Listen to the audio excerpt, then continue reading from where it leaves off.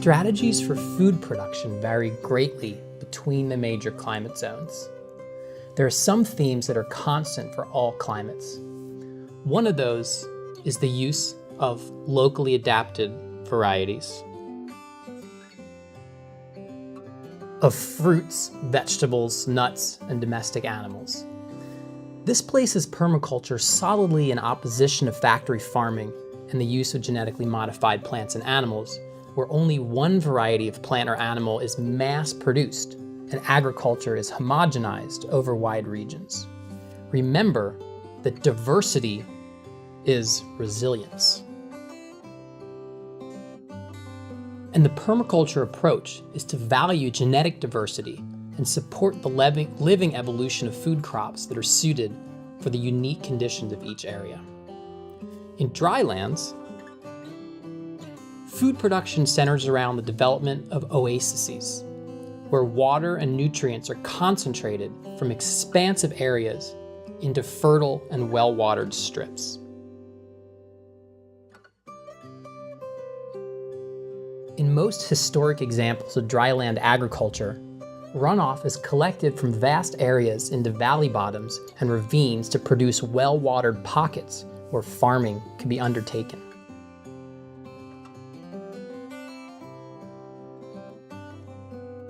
On the urban scale, water is concentrated from roof surfaces, roads, and other hard surfaces to create protected pockets where abundant gardens can flourish.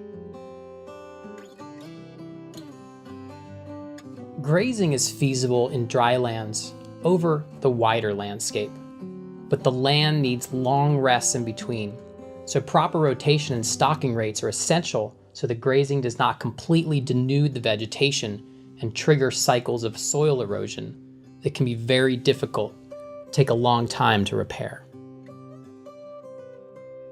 There are also many native food plants that can be foraged from the desert. In places like the Sonoran Desert in the southwest of the US, there are abundant wild food plants to be harvested that help to feed indigenous people throughout their history. Here's a picture of my urban high desert garden from Prescott, Arizona, USA. You can see sunken garden beds that are heavily mulched for water conservation. It was fed only by collected rainwater, which was put into unglazed clay pots sunken into the ground. The water slowly seeped into the surrounding soil with zero evaporation. The temperate zones are different from the drylands in that we find more intensive food production possible across the wide landscape. The presence of rain and snow means there's a lot of biological activity going on, and soils are easy to build. The temperate zone is where it's appropriate to do large-scale field cropping and livestock production with less risk of degrading the land. In temperate climates, it's more about managing the abundance and choosing what you will grow while keeping aggressive weed species from dominating. Because temperate climates are farther from the equator, sunlight can be a limiting factor.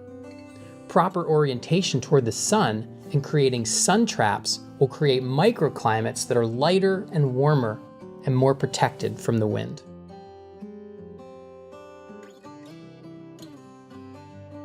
The idealized farming landscapes in temperate zones are mosaics of field, forest, hedgerow, and orchard, rotating fields between grazing, food crops, and cover crops, collecting water in ponds, and managing productive forests. As you can see here. Heating is from wood and wood products. Fruit and nut trees grow abundantly, as well as fungi. Where I live now in Western Oregon, a few hours in the forest can yield many meals worth of mushrooms. In the tropics, it's almost always warm. Plants may go dormant in dry periods, but when water is available, things are constantly growing.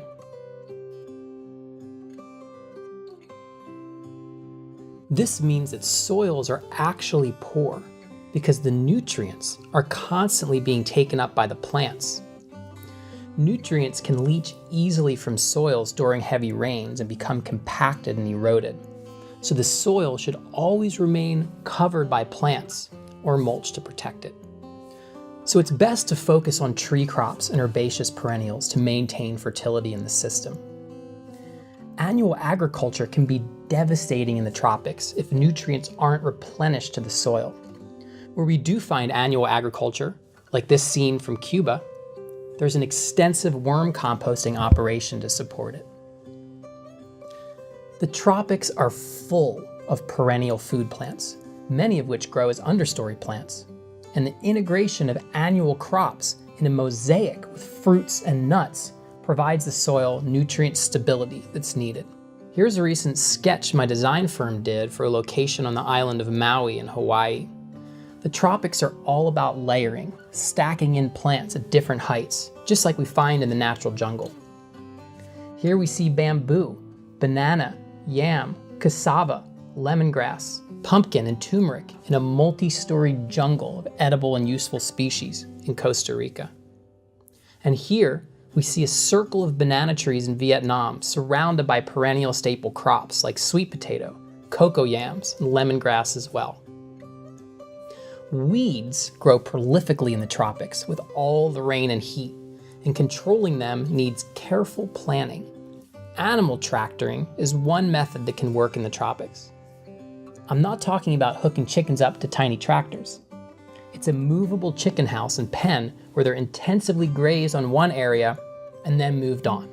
This type of strategy, where the chickens do the work of weeding while they eat greens and insects, is the type of relationship we want to create in our permaculture food system. Aquaculture, which is the production of fish and other aquatic yields, is hugely productive in large parts of the tropics. Imagine irrigating crops with the nutrient-rich waters of a fish and duck pond. So wherever you're located, permaculture provides specific strategies to food production. Remember, the feedback loop is always going, and each new permaculture practitioner discovers new techniques that add to the local knowledge base, building local and secure food systems.